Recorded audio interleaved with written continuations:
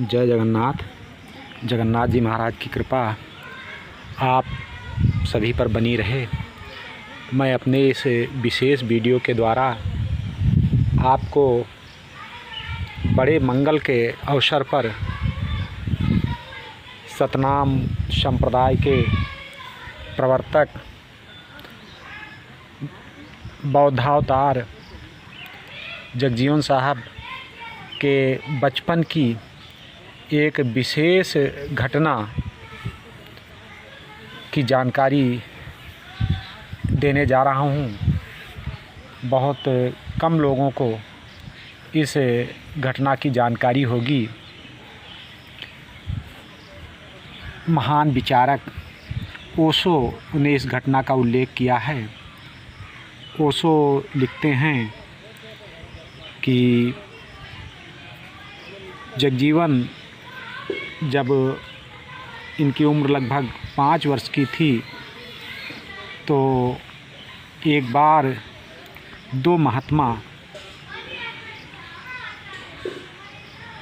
इनके उधर से निकले। दोपहर का समय था, गर्मी की ऋतु थी।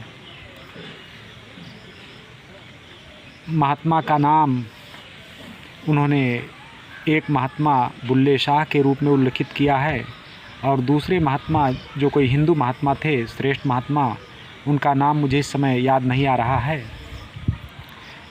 तो दोनों महात्मा आए, दोपहर का समय था और जगजीवन से बोले कि बेटा मुझे बड़ी प्यास लगी है।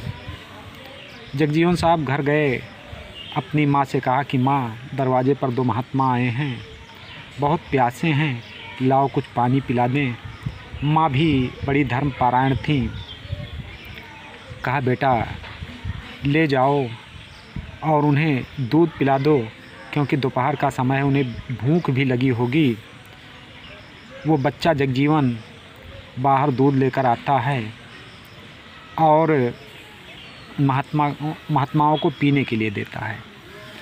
महात्मा कहते हैं कि बेटा मैंने तो पानी मांगा था, तुम दूध लेकर क्यों आए? हमको लगता है कि तुम चोरी से इसे लेकर आए हो।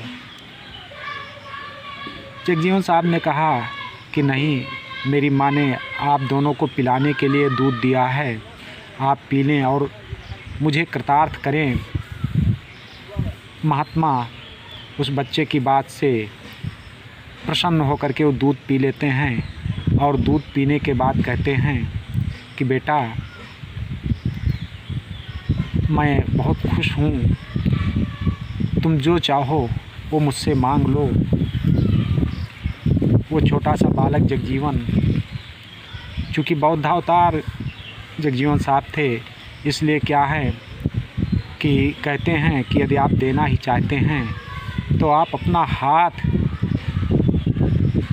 मेरे सिर पर रख दें। बहुत बड़ी बात जगजीवन साहब ने उन महात्माओं से कही, क्योंकि किसी के सिर पर किसी का हाथ होना, यदि कोई महापुरुष सिद्ध पुरुष अपना हाथ रखता है तो उसका विशेष फल हो जाता है। आज भी जब कोई बात आती तो कहते हैं लोग कि भाई आपके सिर पर तो फला का हाथ है।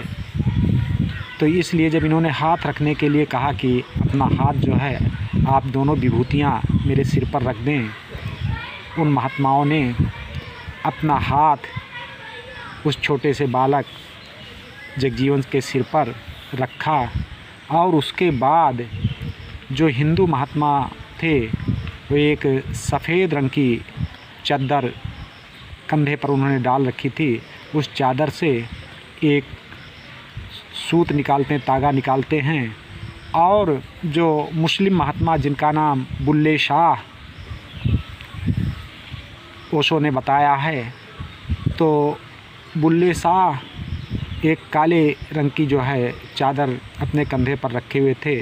उस चादर से काले रंग का तागा निकालते हैं और काला और सफ़ेद तागा दोनों मिलाकर बट देते हैं और उस तागा को उस छोटे से बच्चे अर्थात जगजीवन साहब के हाथ में जो है बांध देते हैं। तो हमें तो ऐसा लगता है कि वास्तव में कि जब जब भी उस परम परमात्मा ने किसी न किसी रूप में अवतार लिया है पृथ्वी पर, तब तब ब्रह्मा जी और शिव जी उस अलौकिक बाल रूप के दर्शन के लिए आए हैं। तो जो बुल्ले शाह जिसका ओशो ने उल्लेख किया है, तो वास्तव में हमारे हिसाब से बुलमने बैल का जो शाह है अर्थात शंकर जी, वो बुल्ले शाह के रूप में शंकर जी थे, और जो हिंदू महात्मा थे उनके रूप में जो है ब्रह्मा जी आए हुए थे। जगजीवन साहब के बाल रूप के जो है दर्शन करने के लिए भगवान विष्णु का जो अंश रूप थे, इनका दर्शन करने के लिए आए थे, और अपनी पहचान स्वरूप कि मैंने उस परम तत्व का दर्शन किया, और आशीर्वाद स्वरूप में वो जो है रक्षा सूत्र जो है इनके हाथ में बांध गए। आज भी सतनाम पंथ के मानने वाले भक्तगण वही काला और सफ़ेद धागा अपने हाथ में बांधते हैं। और जगजीवन साहब को जगन्नाथ स्वामी का भी अवतार कहा जाता है।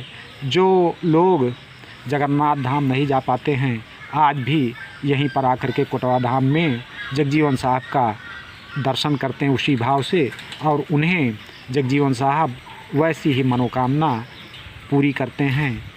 आप सब पर जगजीवन साहब की कृपा बनी रहे। जगजीवन साहब निरंतर आप सबको जो है प्रगति के पथ पर ले जाएं, आपकी परेशानियां मिटाएं, आपको हर तरह से सुख सौभाग्य समृद्धि प्रदान करें। जय जगन्नाथ।